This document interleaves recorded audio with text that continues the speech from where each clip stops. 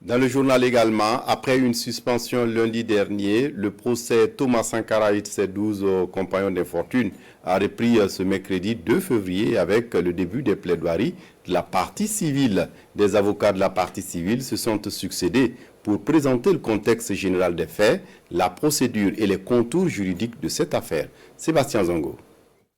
En près de 3 heures de temps de parole, Maître Ferdinand Zepa revient sur le déroulement et le contexte des faits du 15 octobre 1987.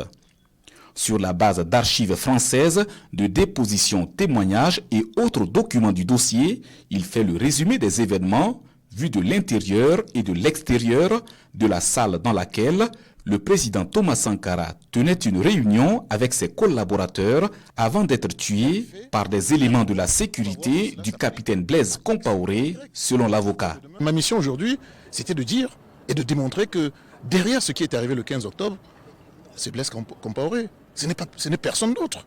Et j'ai essayé de démontrer de quelle façon il a procédé pour arriver au fait du 15 octobre. Maître Anta Guissé prend le relais pour présenter le contexte juridique.